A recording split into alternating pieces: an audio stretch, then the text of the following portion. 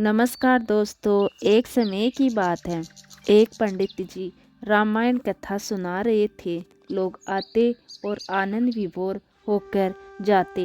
पंडित जी का नेम था, रोज कथा शुरू करने से पहले कहते, आइए हनुमत जी विराजिए। ऐसा कहकर हनुमान जी का आह्वान करते थे।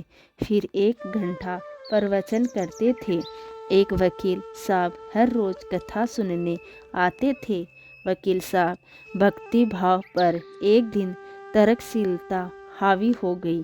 उन्हें लगा कि महाराज रोज आइए हनुमत जी विराजिए कहते हैं, तो क्या हनुमान जी रोज सचमुच में आते होंगे।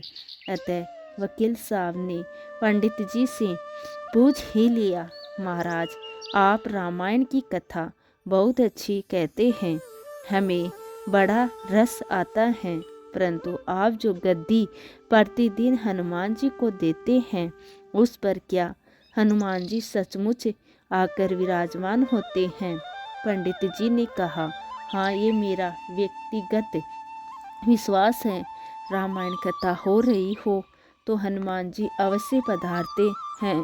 वकील साहब ने कहा, महाराज ऐसी ये बात नहीं बनेगी। हनुमान जी यहाँ आते हैं, इसका कोई सबूत तो दीजिए।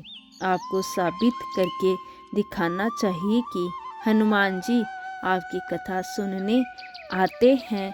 महाराज ने बहुत समझाया, भैया आस्था को किसी सबूत की कसौटी पर नहीं कसना चाहिए। यह तो भक्त और भगवान के बीच का प्रेम रस है, व्यक्तिगत श्रद्धा का विषय है।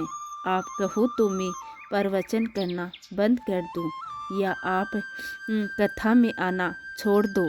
लेकिन वकील साहब नहीं माने।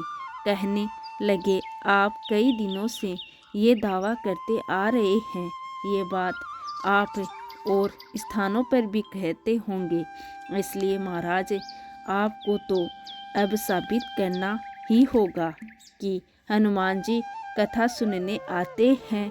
इस तरह है दोनों के बीच वाद विवाद होता रहा। मौखिक संघर्ष बढ़ता चला गया।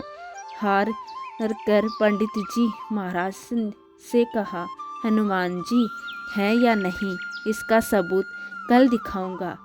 कल कथा शुरू हो तब प्रयोग करूंगा। जिस गद्दी पर मैं हनुमान जी को विराजमान होने को कहता हूँ, आप उस गद्दी को आज आप अपने घर ले जाएं।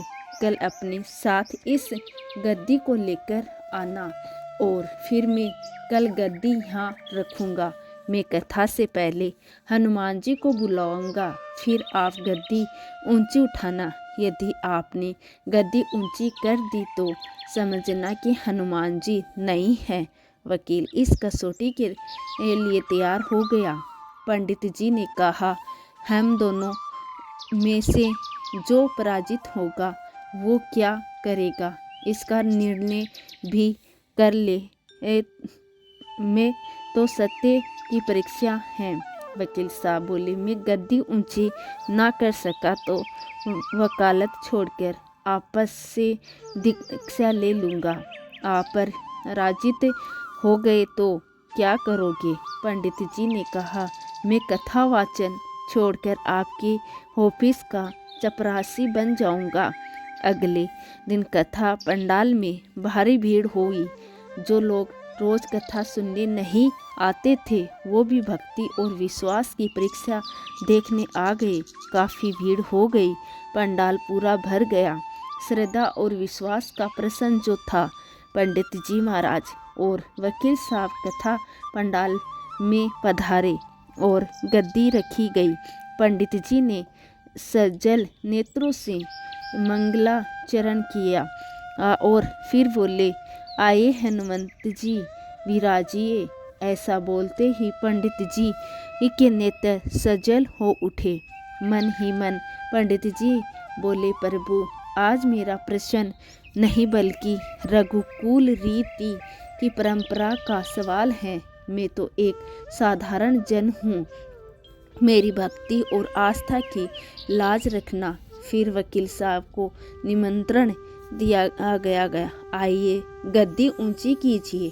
लोगों की आंखें जम गई।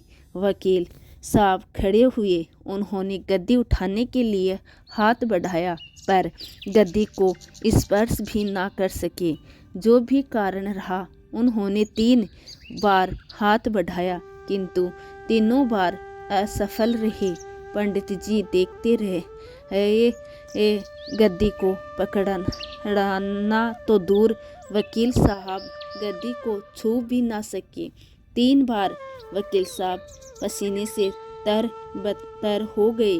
वकील साहब पंडित जी महाराज के चरणों में गिर पड़े और बोले, महाराज, मुझे नहीं मालूम कि क्यों मेरा हाथ गद्दी तक ही नहीं पहुंच पा रहा है, अतः मैं अपनी हार स्वीकार करता हूं। कहते हैं कि श्रद्धा और भक्ति के साथ की गई आराधना में बहुत शक्ति होती है। मानो तो देव नहीं तो पत्थर, प्रभु की मूर्ति तो पाषाण की होती है, लेकिन भक्त के भाव से उसमें प्राण प्रतिष्ठा होती है तो प्रभु स्वयं विराजते हैं। तो दोस्तों, ये थी आज की हमारी कहानी। कमेंट करके ज़रूर बताएं और मेरे चैनल को ज़्यादा से ज़्यादा शेयर करें। जय बजरंग बली।